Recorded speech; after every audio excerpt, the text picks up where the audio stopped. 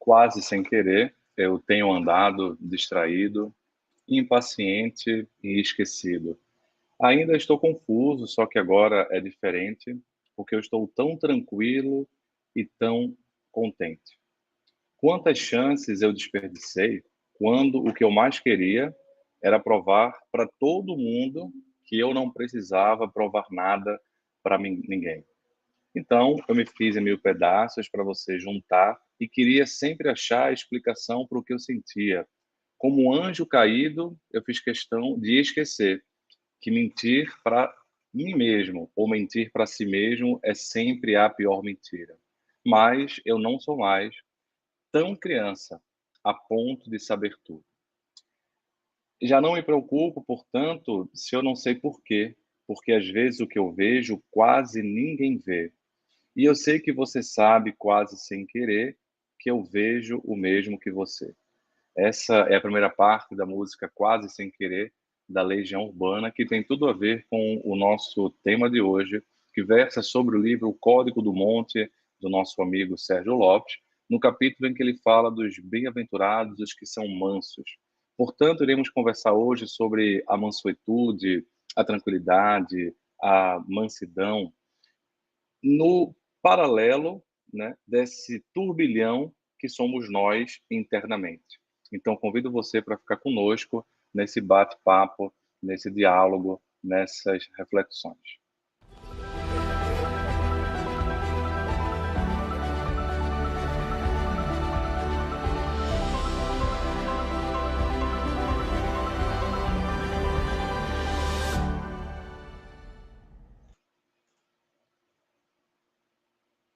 Muito boa noite. Então, eu queria chamar o nosso amigo Sérgio Lopes, diretamente de Pelotas, ele que tem ficado nas últimas quintas-feiras, nas últimas terças-feiras aqui conosco no Jesus e Saúde Mental, porque hoje a gente tem a ideia de abrir a bem-aventurança que nos fala bem-aventurados os mansos, né? Bem-aventurados aqueles que são mansos, porque eles herdarão a terra. E eu já começo, Sérgio, com uma indagação, uma provocação. Que terra é essa que nós iremos herdar, ou que nós conseguimos herdar no pouco de mansidão, no pouco de tranquilidade, no pouco de calma que eventualmente nós conseguimos nesse estágio evolutivo? Que herança é essa que você, analisando, né, essa bem-aventurança, propõe dessa terra que está em nós? Boa noite, Léo. Boa noite, companheiros, amigos. Nesse espaço aqui, nos propomos a refletir em torno dessa belíssima passagem de Jesus, das bem-aventuranças. Mais uma vez, uma fala de Jesus desafiadora para a nossa reflexão. Bem-aventurados os mansos, pois eles herdarão a terra. Me parece, Leonardo, que podemos pegar por duas perspectivas. Uma mais externa, uma colocação que diz respeito a um estágio de regeneração e de felicidade futura do planeta,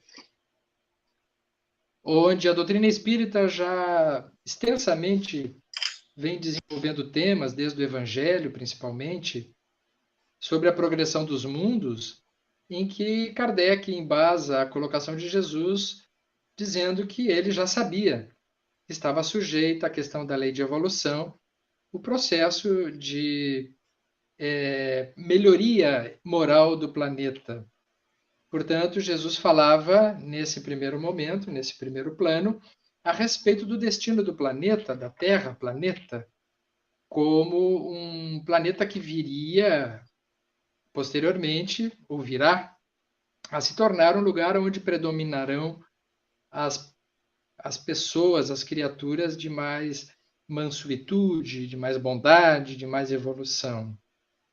Falando-nos também de que a brutalidade, as espécies mais brutas, tendem a ir desaparecendo gradativamente do planeta.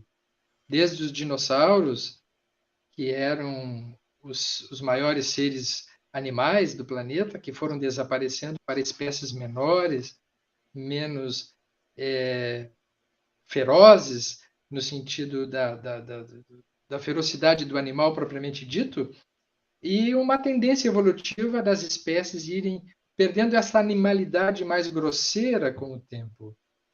Mas ele falava também dos mansos indivíduos que terão este espaço privilegiado, vamos dizer assim, no planeta. Mas nós podemos pegar esta passagem de Jesus e falar também sobre o ponto de vista da Terra no que ele se refere ao território interno. Porque nós podemos dizer que nós, como seres humanos, saindo da espécie animal e entrando na espécie humana, nós contamos com o desenvolvimento do lobo frontal, que nos dá a capacidade de pensar e de ter o livre-arbítrio. E, portanto, nós temos dentro de nós a fera, nós temos dentro de nós os dinossauros, nós temos dentro do nosso território interior várias criaturas, vários representantes dessas imensas modalidades de expressões da vida dentro de nós. Então, podemos pensar a nós mesmos como um grande território. Nós temos zonas frias, zonas quentes, zonas brabas, zonas calmas, zonas ferozes, zonas pacíficas. Dentro de nós, nós temos um grande território. E Jesus diz assim: bem-aventurados os mansos, porque eles herdarão a terra. Nos sinalizando que à medida que nós vamos nos conhecendo e vamos nos percebendo nessas diversas condições nossas, portanto, pergunta 919 do Livro dos Espíritos, né? Quando fala do conhece-te a ti mesmo, Jesus está se referindo de que aquele que se possuir, no sentido de possuir a si mesmo, de dominar a si mesmo, dominará a terra. E esse, então, se mansificará, se tranquilizará. Ou o contrário, aquele que se tranquiliza quanto a si mesmo, vai herdando a si mesmo, vai herdando o seu território emocional, vai herdando os seus impulsos, vai se entendendo melhor. E aí eu acho que é um assunto bem interessante de nós pegarmos por esse caminho, porque senão a gente fica fazendo só interpretações teológicas. Quando é que vai vir a regeneração? Que data vai vir? Quando é que os mansos chegarão e que os brutos sairão? Fica uma espécie de um exercício de profecia para saber quando é que isso vai se dar. Parece que é mais interessante nós vermos como é que está esta regeneração dentro de nós. Isso já é bastante. A dimensão da interioridade, né? A Terra também simbolizando essa dimensão interior e no sentido de um sábio da antiguidade já vos disse, conhece-te a ti mesmo, a citação que o Sérgio Lopes coloca, e é interessante que ela nos remete a um sábio chamado Sócrates, que é quem populariza, né? E quando a gente pensa do conhece-te a ti mesmo, nós lembramos automaticamente desse sábio Sócrates. Mas ele, na realidade, ele populariza uma perspectiva que já existia antes dele, né, dos 7 sábios da antiguidade, que talvez um deles era Tales de Mileto. Só que é interessante que, antes de Sócrates, o conhece-te a ti mesmo tinha essa dimensão mais externa, essa questão mais concreta. Era assim, homem, conhece-te a ti mesmo, no sentido de você saber as tuas limitações em relação aos deuses, em relação à divindade. É Sócrates quem tira esse foco do externo e traz um foco psicológico, portanto, um foco de interioridade, esse foco de conhecer a si mesmo, e aí nesse conhecimento de si mesmo envolve também a virtude chamada humildade, para poder você perceber as suas limitações, mas também a virtude e humildade de você perceber as suas potencialidades, e não só os potenciais, mas as realizações. Então, acho muito interessante a gente começar essa conversa sobre bem-aventurados os mansos, porque herdarão a terra, não apenas focando nessa dimensão externa, que faz parte, mas essa dimensão externa até mesmo, né, Sérgio, pela visão espírita, digamos, a atmosfera planetária, ela também é uma consequência da atmosfera individual. ou seja, a nossa psicosfera, a nossa ambientação energética, espiritual, que tem a ver com a nossa ambientação psicológica interna, como é que a gente lida com essas emoções, com os nossos comportamentos, com as nossas tendências, como é que a gente lida com o prazer, como é que a gente lida com a agressividade, né? Você colocando o termo brutalidade, a agressividade mais destrutiva, digamos assim, a agressividade mais estéril, como é que a gente lida com esse turbilhão? E aí por isso que eu comecei citando a música do Legião Urbana, porque você coloca uma frase bem interessante assim, olha, quem não tem o que provar, tranquiliza-se, torna-se manso. E aí é uma virtude decorrente naturalmente da humildade, né? Por isso que a humildade está no bojo. E aí vem o Renato Russo com essa provocação. Quando o que eu mais queria era provar para todo mundo que eu não precisava provar nada para ninguém. E aí eu acho que é interessante porque o estágio evolutivo em que a gente realmente tem essa segurança de si, de perceber que, olha, eu não tenho mais que provar para ninguém nada, porque eu já provei para mim mesmo, já provei para, digamos, para o universo, o meu potencial, a gente entraria nessa tranquilidade mais plena, né? Nessa tranquilidade mais, digamos assim, estoica ou plácida, aquela coisa mais retilínea que a gente imagina o futuro. Né? Mas certamente isso é uma concepção teórica, utópica, que a gente pode mais teorizar do que realmente ter certeza, porque o que a gente sabe é que a gente consegue, em alguns aspectos, sentir mais segurança para não querer provar nada para ninguém, e outras a gente se engana dizendo que não precisa provar nada para ninguém, mas e aí é até pior, porque fica preso num comportamento repetitivo e acho interessante essa perspectiva, né? Essa dominação de si. Mas quais são os limites também, Sérgio, da dominação de si mesmo? Quais são os limites dessa não necessidade de provar nada para ninguém para poder se tranquilizar? É interessante a ideia, né? Porque parece assim que a gente pode partir de uma reflexão básica, assim, que mansos são esses que Jesus fala, né? Jesus tinha perfeita noção de que de mansos nós não temos nada, né? Uhum. O ser humano não é nada, nada manso. Nós não viemos de uma trajetória tranquila. Aliás, o Freud, na obra O Mal-Estar da Civilização, em 1930, ele já dizia que o homem, enquanto ser humano, né, ele não é absolutamente esse ser indulgente, com o coração ávido de amor, que se defende quando é atacado, como se diz, quando é atacado. Nós somos tranquilos, a gente só se defende quando é atacado. Não. O ser humano, ele já havia, os romanos já diziam, né, que o homem é um lobo para o homem. Então, assim, existe dentro de todos nós, de forma constituinte, natural, pelo menos dois, vamos nos deter em duas pulsões, né, que são inerentes, que é a pulsão agressiva, né, o instinto de agressividade, e o instinto sexual. Isso está dentro de nós. Então, assim, isso já nos mostra que na origem nós não somos mansos, não somos mansos. Nesta definição de manso, nós somos Nessa naturalmente, exato, eu acho que é temos nessa imaginação, né, Sérgio, que a gente imagina a mansuetude como aquela coisa sem ondas, né, tipo uma retilinidade, assim, e isso, é mais talvez uma utopia, ou talvez uma imaginação, uma simetria, a gente exatamente. imagina muito, acho que tem a ver com um pouco da herança grega, da filosofia. O grego gostava muito da simetria, e aí você vê, por exemplo, a palavra cosmos, vem também a palavra cosmética, ordenamento, simetria.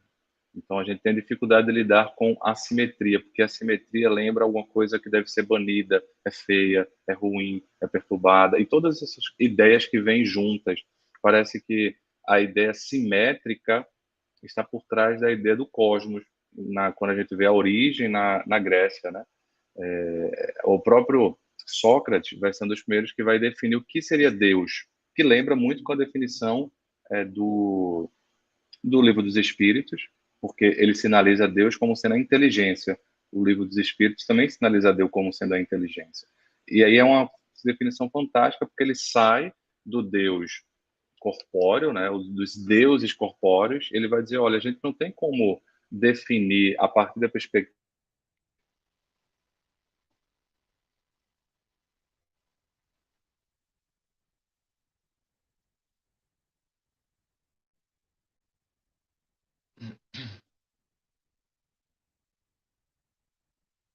Eu não sei se foi só para mim, mas eu fiquei sem o sinal do Léo.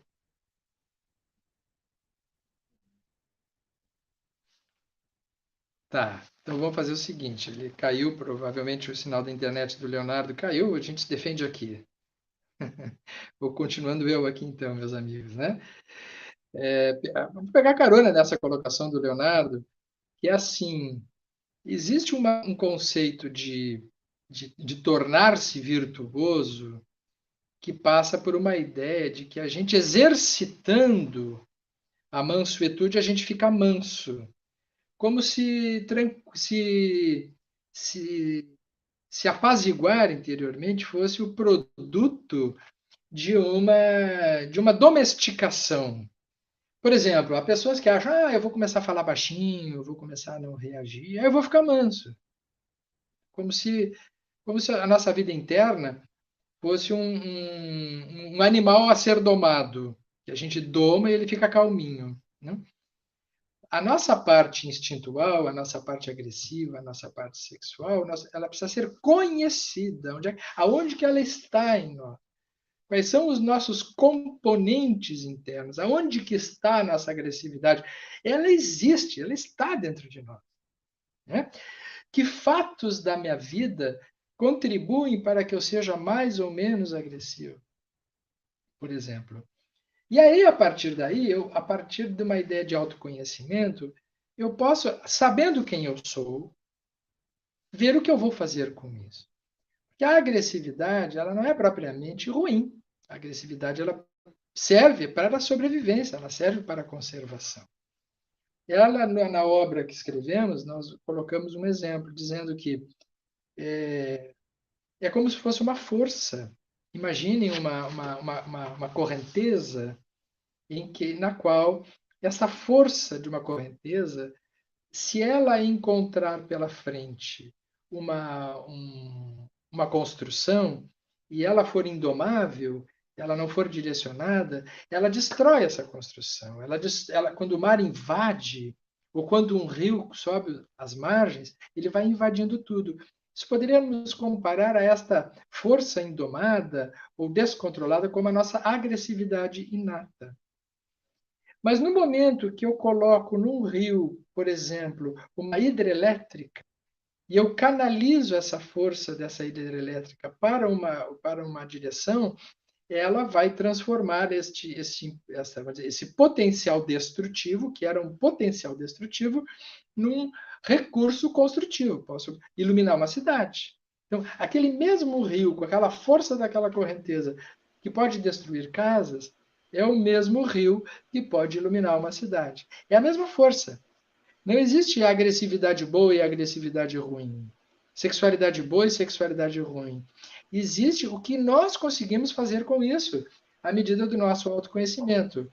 A nossa agressividade poderá ser uma correnteza sem direção, ou ela pode se transformar numa hidrelétrica. Então, isso tudo depende, daí a ideia do autoconhecimento. Eu falava aqui, Léo, enquanto você Caía e me retornava para levantava. retornava para para a encarnação do nosso programa, né? O Léo ficou momentaneamente desencarnado, né? Mas voltou, ainda bem. E aí, então, comentava sobre essa questão de que a, as nossas emoções mais básicas, elas não podem ser amansadas. Né? A mansuetude não passa por um exercício de se tornar manso por uma domesticação externa. Né? Porque algumas pessoas acham, eu vou rezar mais, eu vou só me espiritualizar, eu vou me afastar do ambiente social, eu vou viver nas montanhas, eu vou ficar manso. Não, não vai ficar manso, vai ficar frustrado. E vai fazer de conta que se tranquilizou. Isso não é trabalho interno. Trabalho interno, ele se dá no território, ele se dá no caminho, ele se dá no ambiente onde a gente está, através de uma outra forma, que é olhar para dentro. Então, essa é uma ideia interessante. É um direcionamento, né? Você falava da correnteza, da força motriz, né?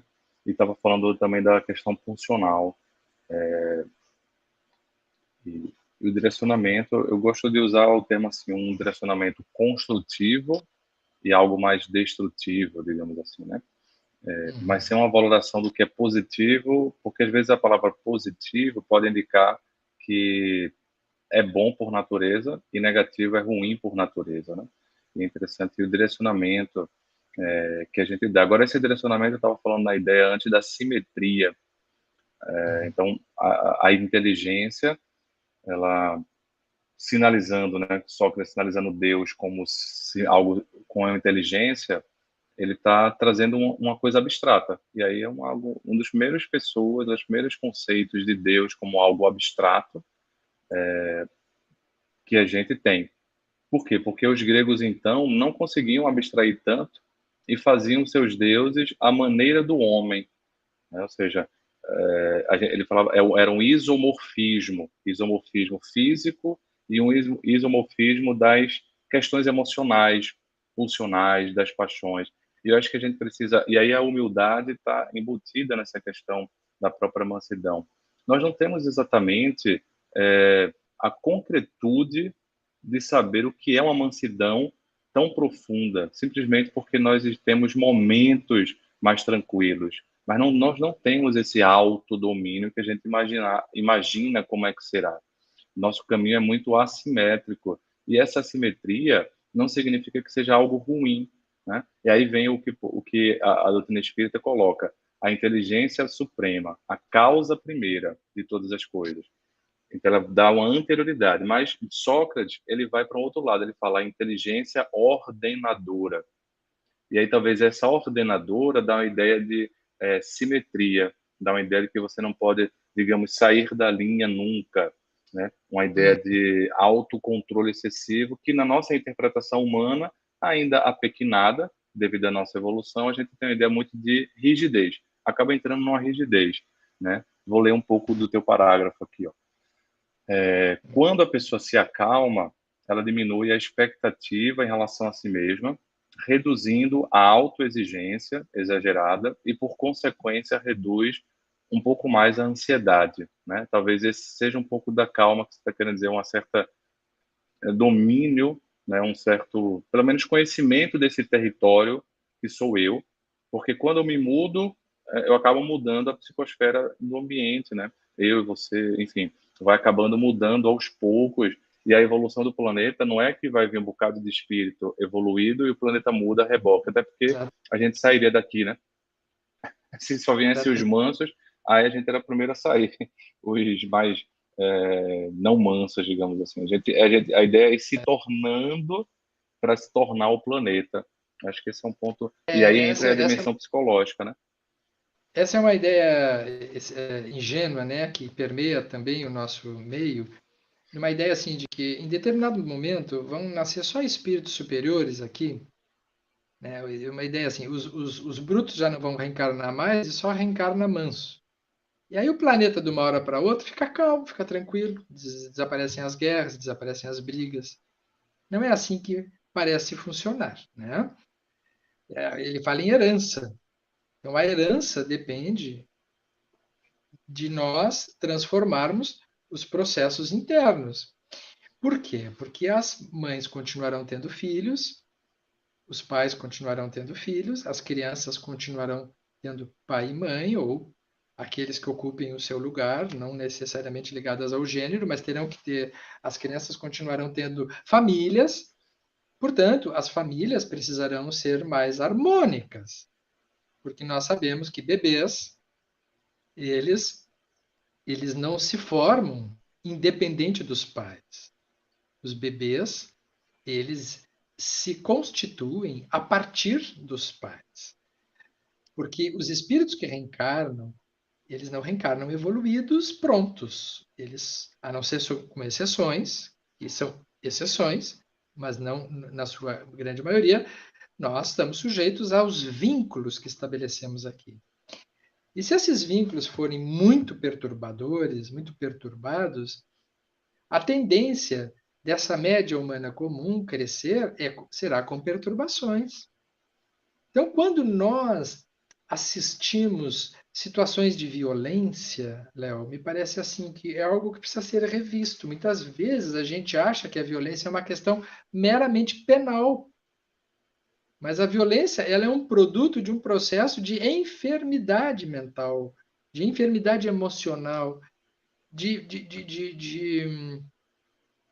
feridas narcísicas, de situações primitivas lá na origem, na infância, de ambientes perturbados que perturbaram a pessoa. E ela reflete esse ambiente, ele reflete esta destrutividade muitas vezes no comportamento.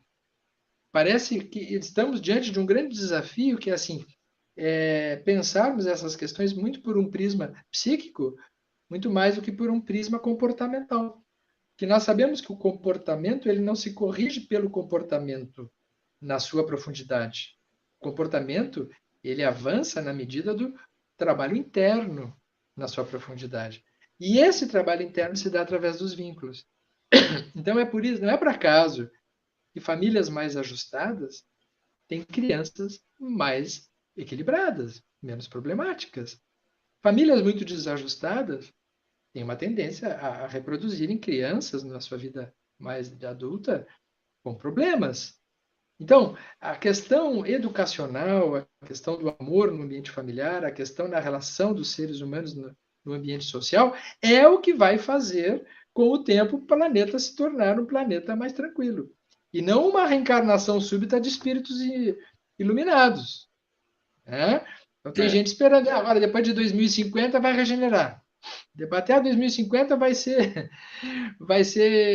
provas e expiações. Depois vai regenerar. Isso é uma ideia muito ingênua e a gente sabe que não é assim que funciona. Né? eu pegaria dois argumentos que a gente encontra na própria Bíblia, né, no próprio Novo Testamento, dessa interioridade. Primeiro, perguntavam para Jesus onde seria construído o reino dos céus, esse reino que ele estava fundando, né?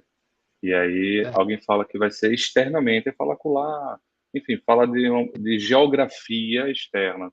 E então ele fala, não, olha, o reino de Deus não vem com as coisas exteriores. O reino de Deus, aí vai ter cada tradução. Vem, está dentro de vós, ou está entre vós, porque se está dentro de nós, está entre nós, né? Então, só dá para construir um reino de Deus na Terra quando você tem um pouco mais de reino de Deus interno. E aí a coletividade um pouco mais modificada transforma o ambiente.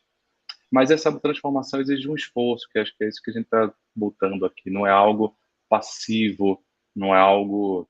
É, concordo com a sua palavra ingênuo, ingênuo no sentido de pouco complexo o pensamento, que fazia parte de algum momento da nossa infância evolutiva ou da nossa infância da humanidade, imaginar um Salvador. Mas quando a gente pensa em Jesus, o nosso Salvador, vê que ele coloca: aquele que quiser me seguir, que pegue a sua cruz e me siga, né? Ou seja, que faça o seu trabalho de esforço de modificação interna. Isso não significa que é uma autossuficiência, porque tem lá o Cirineu do caminho que o ajuda a carregar em determinado momento a cruz. Mas significa Isso. que é uma mudança. E aí vamos pegar a palavra herança, que você muito bem traz. O que é que a gente vê às vezes? O problema da herança. Tem gente que é o herdeiro e consegue pegar essa herança de berço e multiplicar.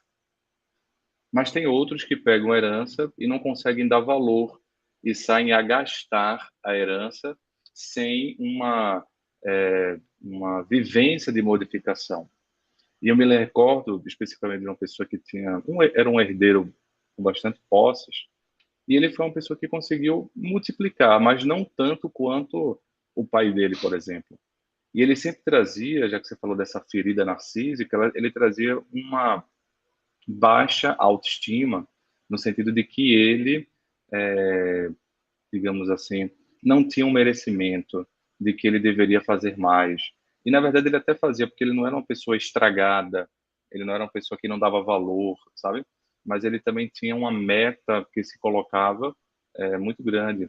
Então, a herança, às vezes, essa coisa que vem externa, traz uns dilemas, inclusive, de a gente não se sentir merecedor, às vezes, porque a gente precisa fazer um trabalho pessoal, né, um trabalho de modificação pessoal, de aprender a lidar com essa agressividade, por exemplo. E aí, Sérgio, eu quando vejo assim, leio o teu capítulo, e aí você enfatiza, isso que a gente está enfatizando aqui, a sexualidade, que de certa forma Uhum. tem a ver com essa função de Eros, né? Essa força criativa, né?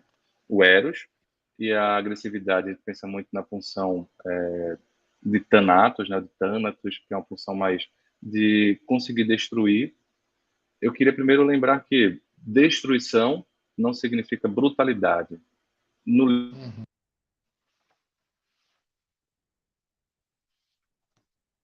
Acredito que o Léo caiu de novo. E à medida que o Léo cai, eu sigo aqui, né? Não tem problema. Vamos pegar, a gente pega a carona em seguidinha no retorno do Léo. O Léo fala em sexualidade e no meu livro aqui eu dediquei uma parte para falar sobre a sexualidade, sobre Eros. E foi uma parte pequena nesse livro, mereceria um desenvolvimento maior. Aliás, esse livro, como todo livro que estuda sobre Jesus, merece desdobramentos, né? Mereceria vários desdobramentos. Provavelmente um subtema que eu colocaria neste ponto aqui seria a questão do narcisismo, sobre a questão do narcisismo. Porque uma das fontes de ansiedade, uma das fontes de mal-estar psíquico e de perda do controle interno é exatamente uma autoimagem perturbada. Estava falando aqui, Léo, a respeito da sexualidade, né? Pegando carona no teu ponto que levantou, e disse que se eu voltasse a escrever esse livro, o que é bem provável que a gente faça mais adiante, aumentar um pouco, eu colocaria nesse aspecto aqui, nesse ponto aqui, mais um tema que é a questão do narcisismo. Porque se tem algo que nos perturba, que nos tira a paz interior, são os conflitos narcísicos, os aspectos narcísicos. A sexualidade ela se presta muito para uma maneira de se relacionar sob o ponto de vista da aparência, sob o ponto de vista do parecer. Hoje nós vivemos a época do sou visto, portanto existo. E é falso, né? Uhum. A pessoa ela se sente existindo pelo número de likes, pelo número de visualizações, e é uma falsa existência, é uma existência que é garantida às custas de uma ideia que se faz do que os outros têm de si, né, de mim. Então, o autoencontro, ele pressupõe a organização interna em campos mais profundos, nos vínculos também, e no autoconhecimento, novamente, aí. Porque a sexualidade, ela será, assim, muito facilmente um produto de comercialização nesse campo, né? Comercialização. Então, assim, o culto ao belo, ao culto à sedução, né? São verdadeiros fetiches da nossa modernidade e que destroem esse estado de paz também. Quanto mais a pessoa precisa mostrar, mais angústia, mais ansiedade e menos satisfação. Esse é um das peculiaridades de uma sexualidade infantil. Precisa ser numérica, precisa ser quantitativa e não qualitativa, não abastece, não gratifica, portanto, nunca nutre. E ela, ao ser quantitativa, ela é repetitiva, novamente, a ideia da repetição, e assim, interminável. Ela precisa ter sempre uma nova versão. Eu acho que esse capítulo da sexualidade ele é muito importante e muito pouco falado no nosso meio. Eu acho que E sem sombra de dúvida, toca nessa questão da autoestima, né? Ou do termo, algum termo técnico chamado narcisismo, mas acho que são os dois pontos mais nevrálgicos para os meios religiosos em si, que é como lidar com a agressividade e como lidar com a sexualidade. Até porque, ao longo da história, se a gente para pensar, né, Sérgio, foram os dois pontos que a gente mais teve trabalho e mais lidou de forma confusa. Por exemplo, com guerras, com violência, por exemplo, com pornografia, por exemplo, com prostituição, né? Então, em algum momento, Emmanuel fala de várias situações que foram transformadas ao longo da história. A prostituição é um dos pontos de como lidamos com a sexualidade que ainda permeia a realidade da nossa existência. E a pornografia, e é interessante, no livro que eu até trouxe na vez passada, chamado A Sociedade da Transparência. Veja que a pornografia é o excesso de transparência também, né? Perde-se um pouco a possibilidade e a sexualidade não está na transparência. A pornografia está na transparência. A sexualidade, inclusive, está na imaginação. A sexualidade está, portanto, numa construção mais interna. Então, a sexualidade permeia vários campos. Permeia como eu lido com a criação psíquica. Só que nós confundimos a sexualidade com pornografia, com uma coisa muito concreta. E aí a pornografia, quanto mais concreta, pior. Por quê? Porque menos sacia. E aí eu acho que é interessante essa perspectiva da mansuetude, a gente pensar numa virtude chamada temperança. Há uma virtude chamada temperança que permeia. E eu queria ler um trecho aqui do livro do André Comte Sponville, Pequeno Tratado das Grandes Virtudes, quando ele vai falar da temperança, que seria uma das características das virtudes em geral, né?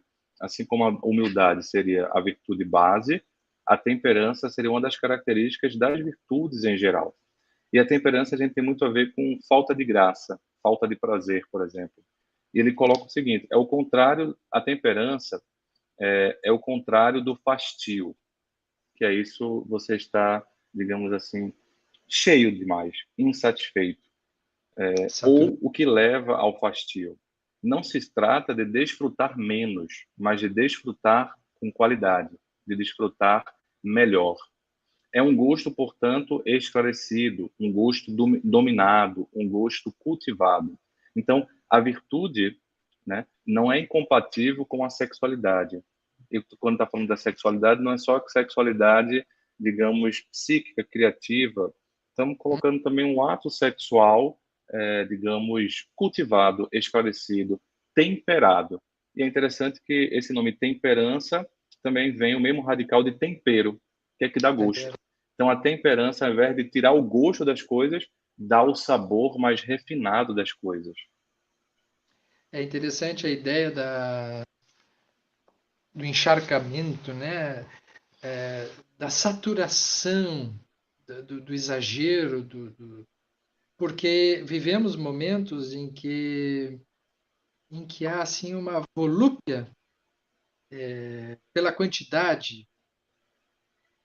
Isso dá em várias circunstâncias. Eu vou pegar um exemplo aqui, que é um fato que aconteceu após a pandemia, que foi uma avalanche de lives. Todo mundo ficou dentro de casa e aí começaram a haver lives. Nós, como palestrantes, fomos muito convidados para fazer lives, né, Léo? E eu ouvi depois de um certo tempo, tanto de palestrantes quanto de pessoas que ouviam palestras, dizendo que tinha um certo cansaço de palestras. Por quê? Porque houve uma saturação. Temas repetidos, falas repetidas. Muitos palestrantes ficaram verdadeiros papagaios dizendo as mesmas coisas para vários lugares. Outro dia eu ouvi de uma senhora dizendo assim: engraçado, eu ouço essas palestras, elas me fazem bem em geral, mas ultimamente eu tenho ouvido e achado tudo muito igual, tudo muito igual, tudo muito volume. Eu acho que é isso que você fala, assim, né? Até no nosso. Aquilo que deveria acalmar, aquilo que deveria temperar, que deveria ser bom, dependendo de como é veiculado, pode se transformar também num, num elemento de saturação. Pode ser saturante também. É preciso temperança, inclusive, naquilo que originalmente pode parecer uma coisa muito boa.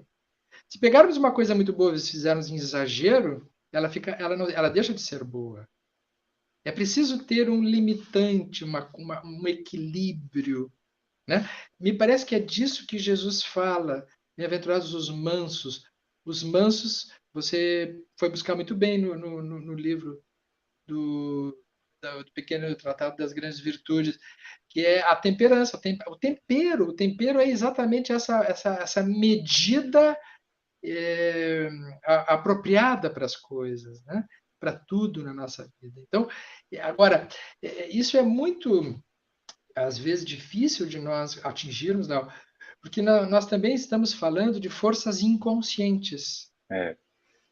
Então, Uhum. quem está nos ouvindo, por exemplo, mas e como é que faz isso? Realmente, dependendo da pujança de situações internas inconscientes, são aquelas situações que a pessoa não se dá conta, ela precisará de alguém que a ajude a pensar a si mesmo para poder ver o que se passa com ela, porque é inconsciente.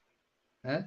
Que a sexualidade e também a agressividade têm fatores muito importantes, e a principal, vamos dizer assim, a residência desses fatores está no inconsciente. Então, isso torna o assunto bem mais complexo. Né? E se a gente pensa, pegando um pouco do que a Joana de Anjos propõe, né? O inconsciente profundo. O inconsciente já é profundo, mas acho que ela traz essa figura de linguagem para mostrar nossas tendências reencarnatórias. E quando a gente coloca aqui, olha, grandes temas de quedas humanas e quedas pessoais, é realmente a energia agressiva violenta, transformada para violência, que desemboca em guerras, guerras oficiais ou guerras oficiosas, e a própria sexualidade caindo na promiscuidade, caindo na. Então, esse é um tema nosso. Quando eu falo nosso, não é genericamente nosso, é nosso meu, é nosso teu, o nosso do Sérgio, o nosso ao longo das nossas reencarnações. Então, naturalmente, não é tranquilo, né? Não é tão fácil, mas é importante que a gente possa perceber isso que você colocou. Mesmo que algo, o sexo, que dá um prazer, mexe com o circuito do prazer. O cérebro humano ele não tem muito diferenciado o circuito do sexo, o circuito, vamos supor, da alimentação, o circuito do prazer de uma música, é o circuito do prazer, né? Que existem termos técnicos, que não é bem aqui o ponto, mas é uma área cerebral que envolve uma região chamada núcleo accumbens, não só ela, mas que não é só dopaminérgica, também tem a ver com serotonina, sinalizar, a dopamina sinalizar o que é prazeroso, e é o prazer como um todo. Então, é interessante, o sexo, algo prazeroso, mas que pode se tornar excessivo e formar uma compulsão sexual, formar uma pornografia, né? Um excesso. E aí eu queria ler desse livro ainda o seguinte, ó, a temperança intensifica o prazer quando o prazer está presente. Ou seja, quando o prazer está presente numa situação, a temperança intensifica. E às vezes é, gera o prazer quando é uma situação que não é habitualmente tão prazerosa. E aí o André Uhum. Conte faz uma citação do São Tomás de Aquino, né? São Tomás bem viu que esta virtude cardeal, embora menos elevada que as outras três, a prudência seria a mais necessária, a coragem e a justiça as mais admiráveis, a temperança prevalecia muitas vezes sobre elas pela dificuldade, porque é difícil, não é uma questão difícil, porque aqui a gente está falando de teoria, mas é interessante a gente Claro. poder pensar pelo menos essas coisas, porque é a primeira via de acesso, já que a gente está falou da inteligência, do intelecto, é a primeira via de acesso a gente poder pensar nesses temas com humildade e, ao mesmo tempo, sem tantos tabus, porque eles permeiam a nossa intimidade. Não é? O André Luiz, no Mundo Maior, ele nos fala, através dos ensinamentos do Calderaro, dos três andares da casa mental, né? Que são os níveis, os três andares do cérebro, inclusive, também, desde o cérebro reptiliano, o córtex motor e os lobos pré-frontais, os lobos frontais, né? A área pré-frontal. Então, ele situa que esses 3 níveis estão dentro de nós, são níveis de funcionamento psíquico, né? Então, entre outras coisas muito interessantes que ele diz ali no livro No Mundo Maior, que inclusive gerou um livro que nós escrevemos, né? Eu e a Irvênia e o Décio, sobre o cérebro triuno, e ele nos fala desses níveis de funcionamento que precisam estar em harmonia, precisam ter um trânsito, um livre trânsito, para poder acontecer a saúde mental. Eu lembro de várias passagens, todos nós conhecemos, da vida de Jesus conosco, né? Uma das passagens que me ocorre nesse momento, para dar um exemplo desse funcionamento dos 3 níveis, é a parábola da mulher adúltera, que é aquela conhecida situação quando a mulher ela está diante, ela é tomada em adultério, né? Ela foi pega, né, em flagrante no adultério e foi levada para uma praça para ser apedrejada. E naquele momento, Jesus, então, diante daqueles homens, né, de várias idades, com pedras na mão, é desafiado a dizer alguma coisa quando lhe propõe: Olha, Jesus, mestre, essa mulher foi pega em flagrante cometendo adultério. E a lei é clara que as mulheres que são pegas em flagrante, né, ela era casada, ela tinha ela mereceria ser apedrejada. O que vós dizeis? Colocaram ele, Jesus, numa. E ele escrevia na terra. Uma passagem, uma das únicas passagens de Jesus que ele escreve, né? Jesus escreve na terra. E isso faz uma alusão, Léo, me parece assim, novamente, pegando a metáfora simbólica, né? Escrever na terra significa escrever no território, no que nós temos de mais humano, no que nós temos de mais semelhante. Escrever na terra significa escrever nos instintos, escrever no primeiro andar, escrever naquilo que nos iguala. E aí Jesus olha para aqueles homens que estão com pedras na mão. Pedras, novamente, terra, é a agressividade, é o básico, é o primeiro andar. Ela patina no primeiro andar também, sexualidade, parte sexual. Olha o que nós temos, a cena. A cena é o agressivo e o sexual diante de Jesus. E aí o que Jesus faz? Jesus toma uma postura moralista? Jesus condena ou absolve?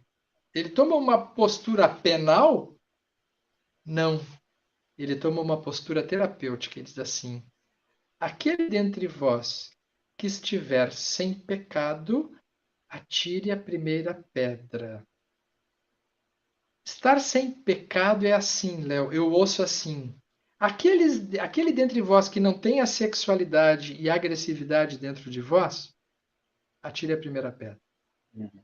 Aquele que nunca conheceu, que está fora desse campo humano, eu não sei como é que Jesus fazia isso. A gente, como psicoterapeuta, demora décadas, às vezes, para conseguir fazer uma pessoa olhar para dentro de si e se desarmar das pedras que carrega na mão. Ou se perdoar da sua sexualidade conflitante que carrega dentro de si. Às vezes a gente demora décadas para isso. Jesus fez assim. Olhou para aqueles homens e disse assim: aquele que estiver carregando conflitos a ponto de ter que atirar pedra numa mulher desamparada por causa da sexualidade dela, aquele que esteja se achando assim isento de questões sexuais a ponto de julgar essa mulher, atire essa primeira pedra. E aí o impacto é enorme, porque um por um, dos mais velhos para os mais novos, ou seja, aqueles que já viveram mais, foram largando as suas pedras. E não ficou ninguém. E aí Jesus olha para eles assim: onde estão os teus acusadores? E ela diz: não, não tem mais ninguém. E quando ela diz isso, parece que ela está dizendo também: eu também não me acuso. No sentido da condenação. Aí Jesus diz: vá e não peques mais, ou não tornes a pecar. O não tornes a pecar me parece que não é assim: agora eu te salvei dessa, vez se toma jeito na vida. Não foi nesse tom, parece que ele disse isso. Ele quis provocar uma reflexão de que ela poderia encaminhar melhor as situações sexuais e aqueles homens as situações agressivas dentro dele.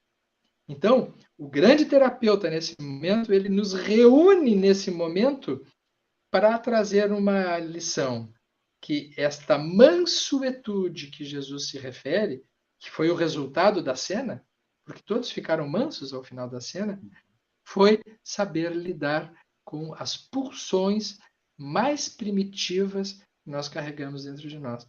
Mansuetude se dá quando nós lidamos com as nossas pulsões mais primitivas, quando nós aprendemos a lidar com a nossa agressividade, quando nós aprendemos a lidar com a nossa sexualidade, desarmamos as pedras e encaminhamos a nossa vida para um mundo melhor. Pegando o próprio exemplo, a gente está chegando nessa etapa final, me parece que ninguém está dizendo, nessas reflexões, que mudança de comportamento ela não tenha uma validade. Muitas vezes a gente consegue mudar o comportamento e essa disciplina de modificação do comportamento antecede a espontaneidade mais psicológica. Mas percebe, e aí por isso que ele fala, olha, não voltes a fazer, muda o teu comportamento. Então ele está dando uma perspectiva de que, olha, para ela precisava de alguma coisa de mudança de comportamento, ou seja, de alguma abstinência, de uma abstenção, de uma moderação. Então tem que mudar alguma coisa, é válido. Agora, ele como um ser, né, que conhece a intimidade dele e, portanto, conhece a intimidade dos outros, ele vai e aproveita o momento para uma reflexão. Então, nesse simbolismo que você traz, a gente poderia assim, o pecado também percebendo como quem não tiver esses temas na vida, ou se a gente pegar um termo junguiano, quem não tiver esses complexos, ou seja, os temas humanos, são os grandes temas humanos, são os grandes, não necessariamente conflituosos no sentido de serem ruins, conflituosos porque trazem forças antagônicas, conflito porque trazem forças antagônicas. Uma parte de nós nos leva a querer ficar de forma insaciável no contato do prazer, e outra parte de nós nos leva a um outro ponto. Então, nesse sentido, eu queria compartilhar uma experiência e pedir para provocar você também para mas é tão complexo, como é que a gente pode fazer algo para tentar encontrar essa mansuetude, né? Ou essa mansuetude como sinônimo de temperança, essa mansuetude como sinônimo de refinamento, sinônimo de equilíbrio, de prudência, de autocontrole, que seriam as coisas mais próximas da nossa humanidade, né? Do nosso ser. E aí, pegando essa questão de como lidar com o prazer, eu particularmente gosto muito de uma coisa chamada savoring, que é saborear mais as coisas. E aí tem a ver com apreciar. Se a gente aprende um pouco mais a apreciar, o enólogo, que, né, pega um conceito, sei lá, psicanalítico, sublima, né, o desejo dele pelo álcool a partir do conhecimento, tudo, dificilmente você vai ter um enólogo com dependência alcoólica enquanto ele é enólogo, porque ele não precisa beber a taça, o vidro inteiro, a garrafa inteira do vinho. Ele se sacia percebendo as notas do vinho lá, que ele vai apreciando. Da mesma forma, a gente pode fazer isso em vários aspectos da vida. Então, deu para perceber que eu gosto de música, né? Eu gosto de saborear a música. Então, muitas vezes eu trago aqui poesias, trago aqui músicas, para que a gente possa ver o outro lado. Porque é tanta produção, vamos pegar agora nessa exuberância, nesse exacerbamento, nessa saturação, é tanta coisa sendo produzida em termos musical, que às vezes é mais barulho do que música, é mais uma coisa que não traz uma profundidade, é mais do mesmo. E eu mostrava musicalmente para uma pessoa, olha, escuta essa música aí, tu já escutou ela? Não, mas tu tem a sensação que tu já escutou? Já. Por quê? Porque eles pegam a mesma harmonia que já deu sucesso e aí reproduz. Então é como se você estivesse escutando nas paradas de sucesso o mais do mesmo.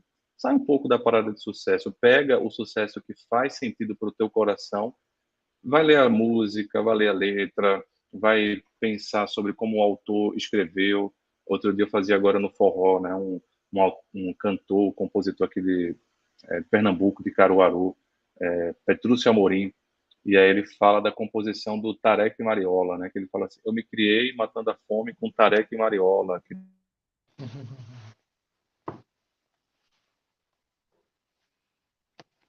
Oi, Léo. Olha, acho que o Léo caiu de novo. É assim a vida da gente. Às vezes a gente está presente, às vezes a gente cai, às vezes a gente entra, às vezes a gente sai.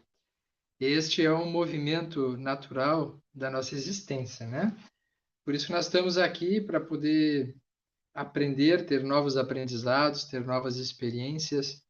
E parece que essas reflexões em torno dessas questões que nós estamos tratando podem trazer também possibilidade de nós pensarmos coisas novas, desenvolvermos nossos potenciais.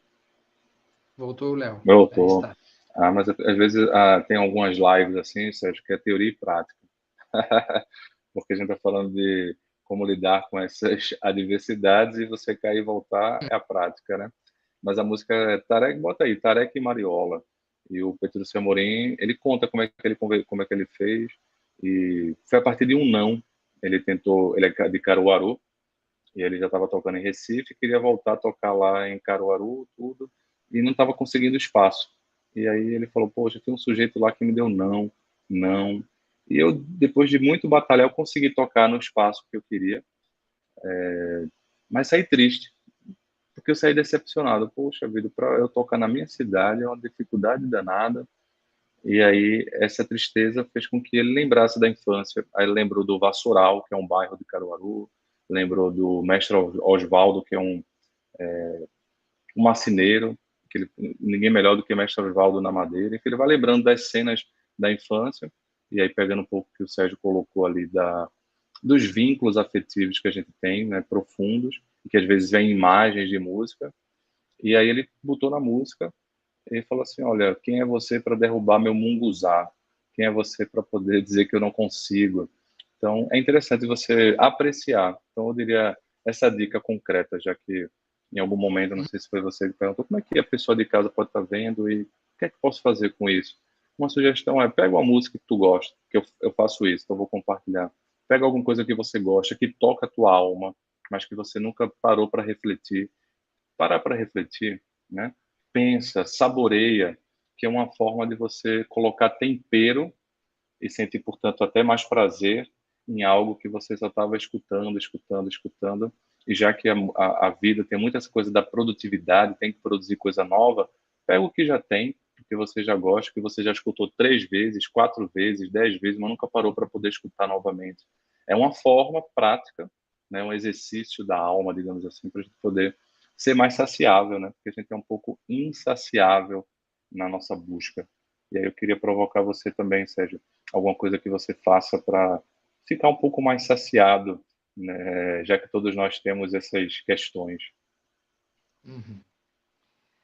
Eu acho que essas provocações são importantes para principalmente ativar as nossos potenciais, né? Os nossos potenciais criativos, né?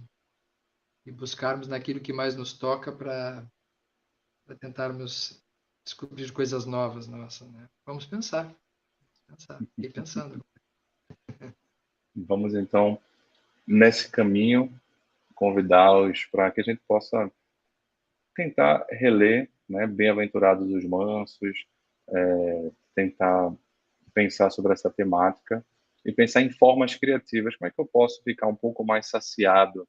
Será que é sempre buscando coisa nova, novas produtividades, ou é saborear? Isso ajuda, talvez, a gente ficar um pouco mais tranquilo nessa perspectiva, né? Não resolve tudo, mas talvez ajude a diminuir um pouco das nossas inquietações mais do dia a dia. Sérgio, muito obrigado mais uma vez por estar aqui pela TV da Mansão, criando esse conteúdo gratuito que fica depois no Espiritismo Play, ajudando a manutenção da atividade da Mansão do Caminho. Muito obrigado a você. Curiosamente, algumas coisas que você trouxe sobre o livro No Mundo Maior. Nesse mês a gente fez um dos nossos programas só sobre isso, as muitas moradas da casa do Pai, e cada uma dessas moradas sendo um dos estágios ali que o André Luiz nos revela no mundo maior. A fonte é a mesma, né? Então é interessante você ver, a fonte é a mesma, a gente não combinou muitas É, coisas que a gente colocou, mas a gente tem a mesma fonte. Então é natural que quando vamos nos debruçar em nós mesmos, né, a gente encontre essas similaridades, porque a fonte, no final das contas, aqui é a doutrina espírita. Fazemos paralelos com a psicologia, com a psiquiatria, com a psicanálise, mas a fonte, sobretudo, aqui desse programa é Jesus, é a doutrina espírita interpretando esse ponto de Jesus. Um grande abraço, Sérgio. Fica aí Um abraço nosso a até logo. todos os amigos e amigas.